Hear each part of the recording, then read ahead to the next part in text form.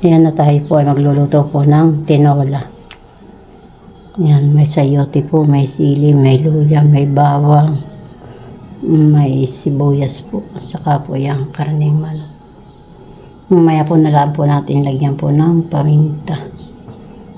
Pag yun po nakasaklang na. Hindi ko na po pinakita. Ayan, tayo po ay magigisa na.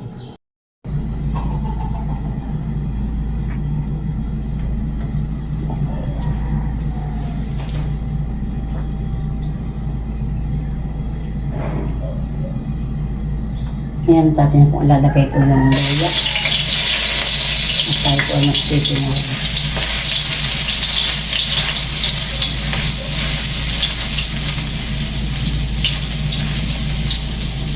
Ito po ang susubong din po ang bawang. Tapos ang sibuyas.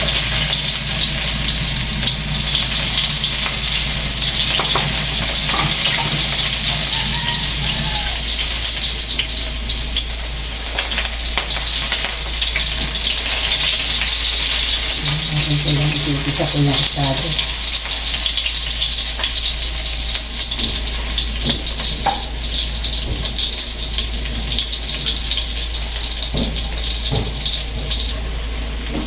Yan po natin kung malalagay po yung manok.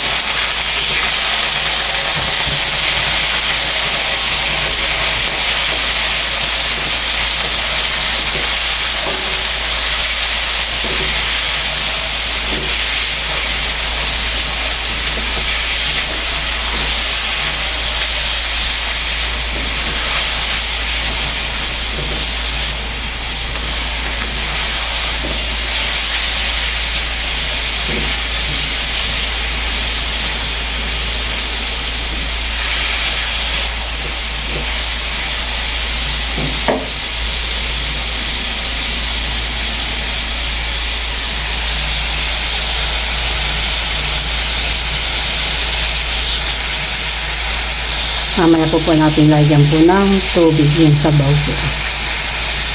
Natin po muna sasangkotsahin po yung sarikado. Yan po natin po mahalagin.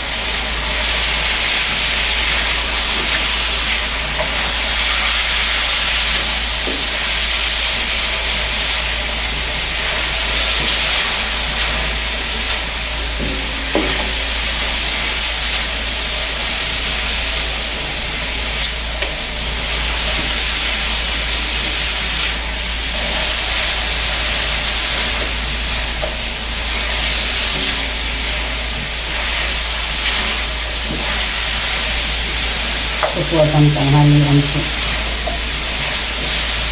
Sila po idadala ko po ulit ng kanin. Yan, magluluto po.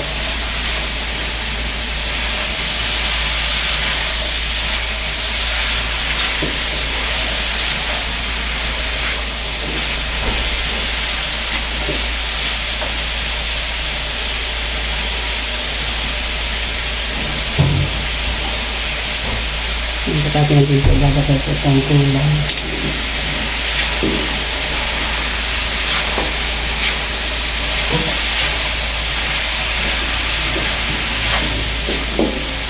Mamaya po natin lalagay po yung sili. Nakapupumahan.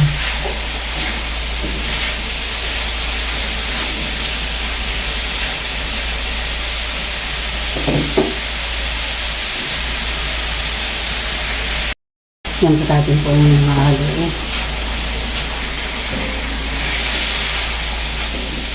Yan po ang itong palasa na po. Yan po natin po muna tatakpan.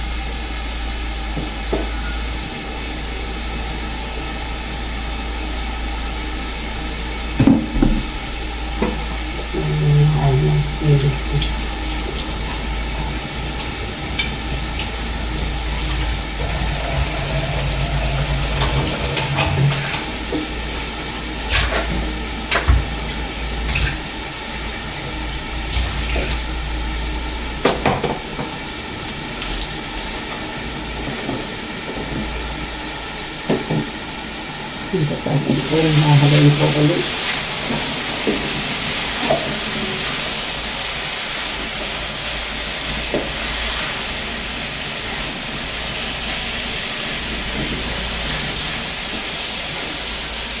Mamaya po natin lagyan po yung sabaw.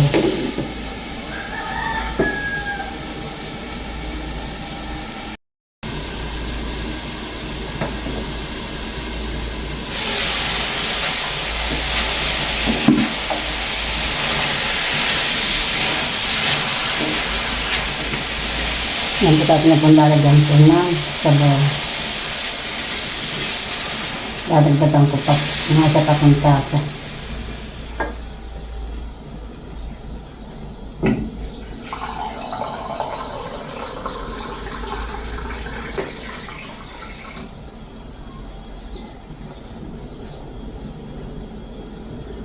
Hindi pa rin itong lalagyan ko. Siguro po tama na po ulit.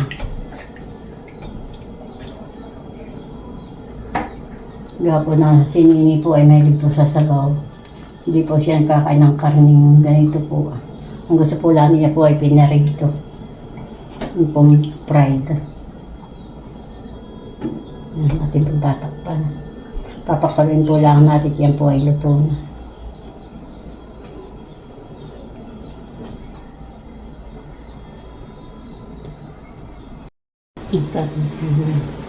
Tingnan ko kung luto na.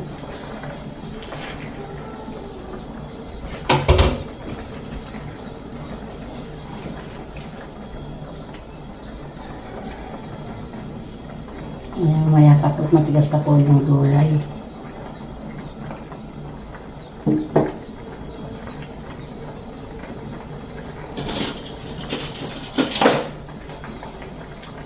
Yung patat niya po lagi po sili. Titikman ko po. Kung ayos na po ang lasa.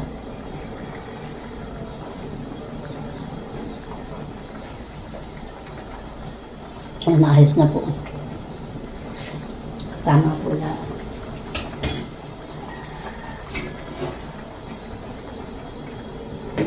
Tatakpan ko po ulit.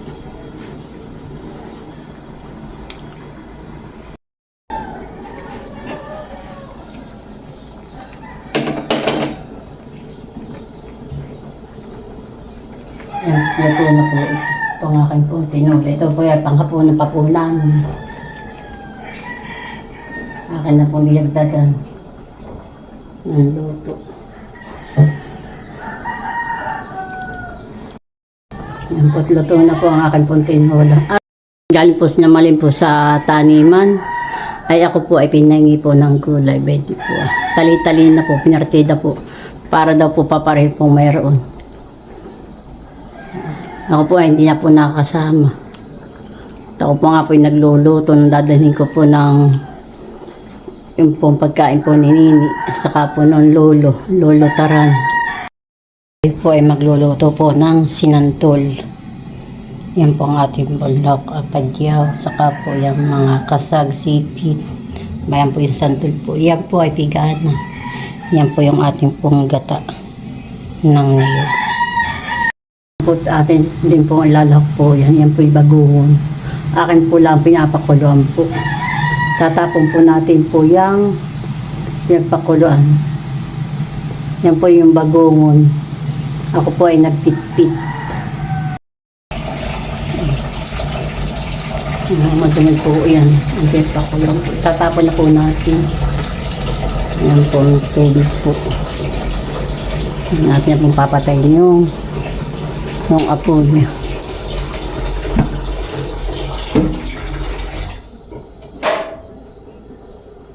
Atin pong itatapon na po yung pinagpakuluan.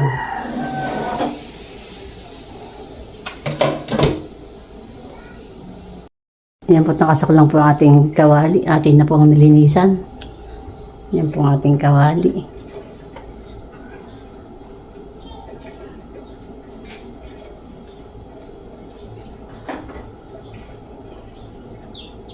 Atin na po lalagay po yung ikalawang gata.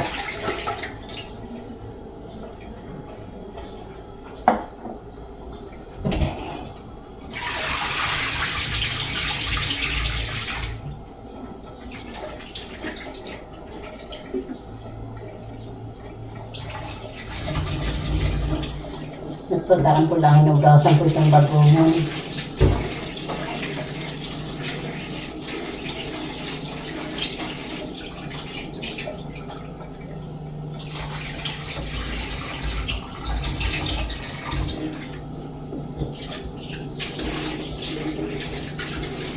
Kaya po nang kumapit po yung para po siyang madumi, kung madulas.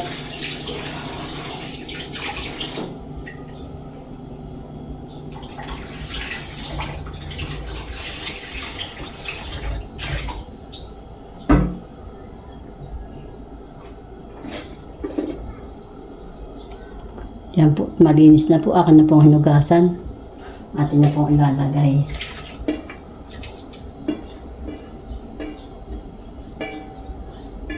Yan.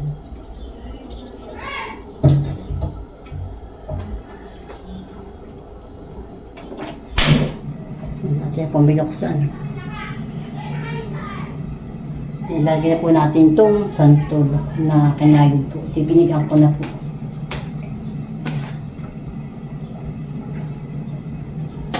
Natin na po inilagay. Ito takin po mahaluin.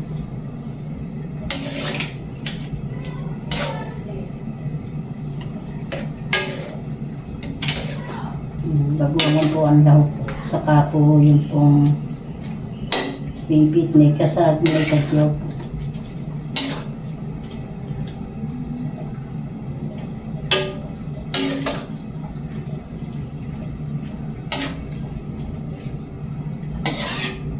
Mamaya po natin lagyan po ng sili.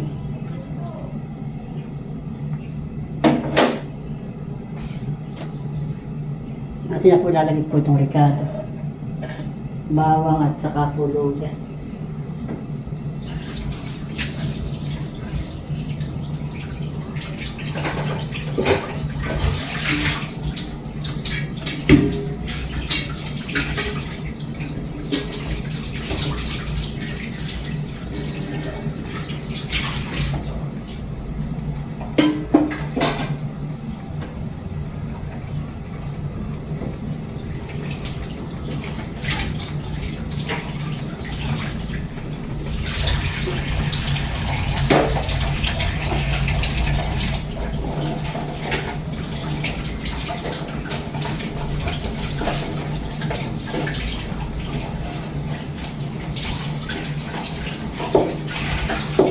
Yung patang ko na ilisip ko lang.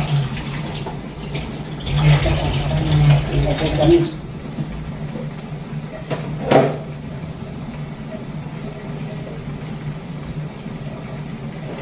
Ikot na ako lang ako. Natin na pong hahaluin. Natin na pong hahaluin.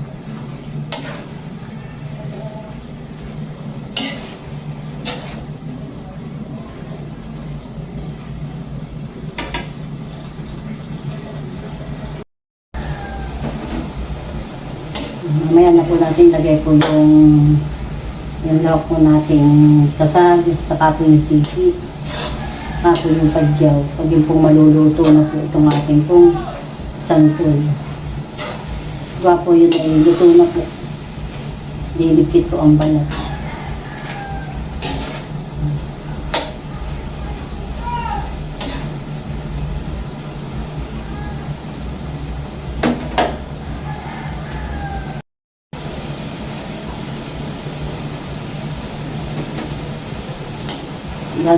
Ilalagay na po natin dito itong gata, yung una pong gata.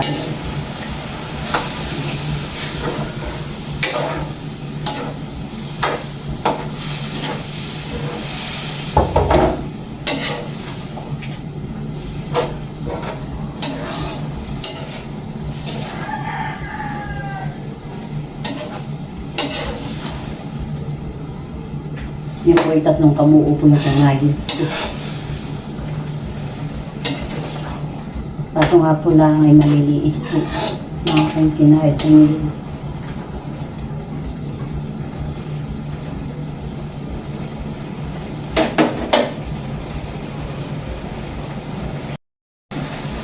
Tapos yan po lalagay po itong lahat. Saka po yung sili.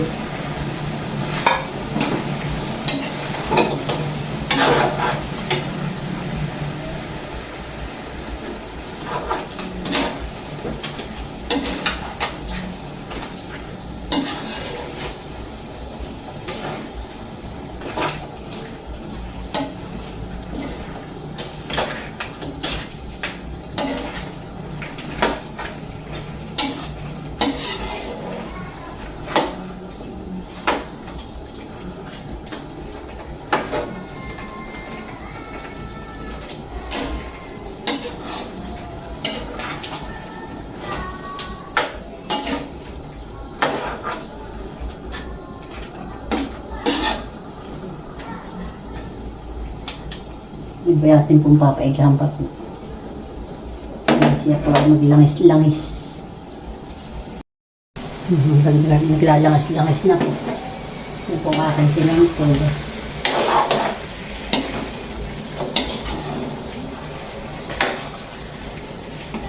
Laki po ang lahok.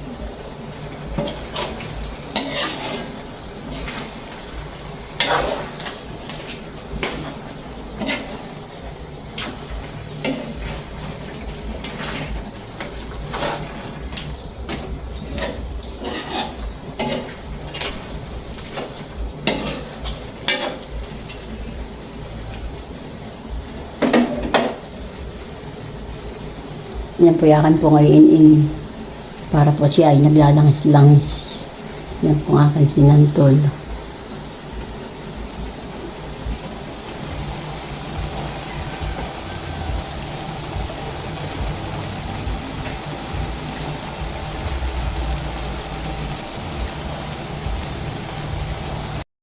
Luto na po yung aking po sinantol.